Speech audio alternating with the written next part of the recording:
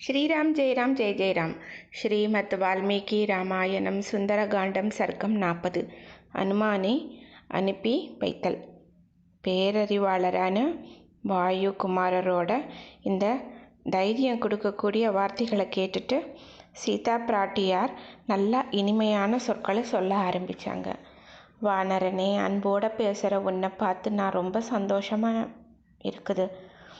பயிர் பாதி வளர்ந்துருக்கிறப்போ மழை பெஞ்சா தானே நல்ல பலன் கிடைக்கும். அப்படிங்கிற ஒரு தருணத்தில் பெரும் மழை பெஞ்சா எப்படி பூரித்து போகிற அந்த பூமி தாய் போல் சோகத்தினால ரொம்ப தளர்ந்து போயிருக்கிற என் சரீரத்தால் ஸ்ரீராமபிரானை எப்போ பார்ப்போம் அப்படிங்கிற அந்த ஆசை நிறைவேறுமோ, அதுக்கேற்ற மாதிரி நீ நடவடிக்கையெல்லாம் எடுத்து என்கிட்ட இரக்கம் காட்டு. வானரோத்தமனே, காகத்துக்கிட்ட ரொம்ப கோபமாக இருந்த அவர் அது மேலே அஸ்திரத்தை செலுத்தி ஒரு கண்ணை பறித்ததையும் என் நெற்றியில் இருந்த திலகம் அழிஞ்சிருந்ததை பார்த்துட்டு மனசிலையால் என் கன்னத்தில் பொட்டு வச்சதையும் நினைவுபடுத்திட்டு இதையெல்லாம் ஸ்ரீராமனுக்கு புரியும்படியான அடையாளம் சொல்லு. இந்திரன், வருணன் இந்த மாதிரி திசை காவலர்களுக்கு ஈடான பேராற்றல் இருக்கக்கூடிய வீரராமன் இந்த அரக்கனால் கவர்ந்து வரப்பட்ட நான் இங்கே இருக்கிறத என்னால் பொறுத்துக்கவே முடியலை. அவர் எப்படி பொறுத்துக்கிறாரோ. அப்புறம் சீதா பிராட்டியார் 7வது ஸ்லோகத்தில் இருந்து ஒரு 11வது ஸ்லோகம் வரைக்கும் ராமர்கிட்டயே நேரில் பேசுகிற மாதிரியே சொல்லியிருக்காங்க. தெய்வீகமான இந்த சூடாமணியை நான் ரொம்ப காலமாக பத்திரப்படுத்தி வச்சுருந்தேன். மனசில் சங்கடம் அதிகமாக இருக்கிறப்போ இதை பார்த்து பார்த்து உங்களையே நான் பார்க்குறதா மகிழ்ந்துக்குவேன். ஒளி பொருந்தின இந்த கடல் முத்து அணிகலனையும் உங்களுக்கு அனுப்பிட்டேன். துயரத்தால் அலைக்கழிக்கப்பட்டுட்டு என்னால் உயிரோடு இருக்க முடியாது. பயங்கரமான அரக்கிகளோட இதயத்தை பிளக்கிற சொற்களையும் பொறுக்க முடியாத துன்பங்களையும் உங்களுக்காக நான் பொறுத்துட்ருக்கேன்.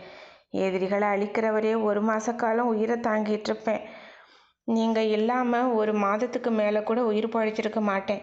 இந்த அரக்க மன்னன் பயங்கரமானவன். அவன் என்னை பார்க்குற பார்வை சரியில்லை. நீங்கள் தாமதம் செய்யறது எனக்கு தெரிய வந்துச்சுன்னா அப்புறம் 1 வினாடி கூட நான் உயிரோடு இருக்க மாட்டேன். கண்ணீர் பெருகிக்கிட்டு இறக்கத்தக்க நிலையில் இருக்கக்கூடிய வைதேகி இதெல்லாம் சொல்கிறாங்க. அதை கேட்டுட்டு ஹனுமான் சொல்கிறார், தேவி, உங்களை பிரிஞ்சிருக்கிற வருத்தத்தால் ஸ்ரீராமன் வேறு எந்த விஷயத்துலையும் கவனம் செலுத்தாமல் இருக்காரு.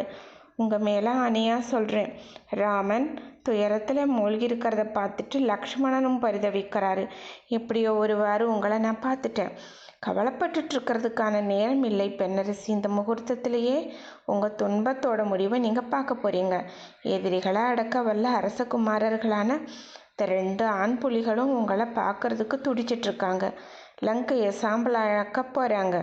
கொரூரமான ராவணனையும் அவன் கூட்டத்தாரையும் பொருளை கொன்னுட்டு உங்களை அவங்க நாட்டுக்கு கொண்டுட்டு போக போகிறாங்க.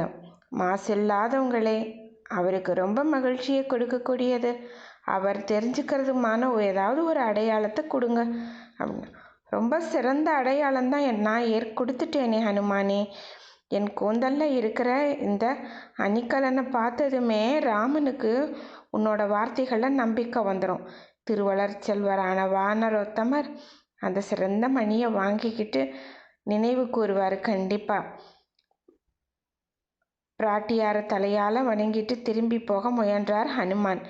எம்பி பறக்கிறதுல உற்சாகம் வச்சு உடலில் வளர்த்துட்டு மகா வேகத்தோடு புறப்பட தயாராக இருக்கிற வானர சிரேஷ்டரை பார்த்து சீதா பிராட்டியார் கண்ணீர் நிறைஞ்ச முகத்தோட ரொம்ப நலிஞ்ச நிலையில் பொங்கும் துயரத்தால் தடுமாறுற சொற்களை சொல்கிறாங்க. ஹனுமானே, சிங்கத்துக்கு நிகரான சகோதரர்களான ராமலட்சுமணர்களையும் சுக்ரீவனையும் அவரோட அமைச்சர்களையும் எல்லாரையும் நான் க்ஷேமலாபம் விசாரித்ததா சொல்லு.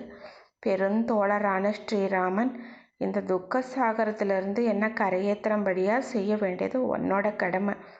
வானர வீரனே, என்னோட சோகத்தோட தீவிரத்தை, அரக்கிகளோட பயமுறுத்தலை நீ அங்கே போன உடனேயே ராமன் கிட்ட சொல்லு. போகிற பாதையிலே உனக்கு மங்களங்கள் உண்டாகட்டும். மன்னர் மகள்கிட்ட இருந்து எல்லா செய்திகளையும் செய்ய வேண்டிய காரியங்களையும் முழுசாக தெரிஞ்சிட்ட ஹனுமான் வந்த காரியம் வெற்றிகரமாக நடந்துருச்சு அப்படின்னு ரொம்ப மகிழ்ச்சி அடைஞ்சார். ஆனாலும் ஏதோ ஒன்று தான் செய்யக்கூடிய ஒரு காரியம் பாக்கி இருக்கிறதா ஒரு மனசில் எண்ணம் வந்துச்சு. ஸ்ரீராமமூர்த்தி தங்கி இருந்த வடக்கு திசையை மனசால் அடைஞ்சு ராமனை மனசாலேயே வழிபட்டார்.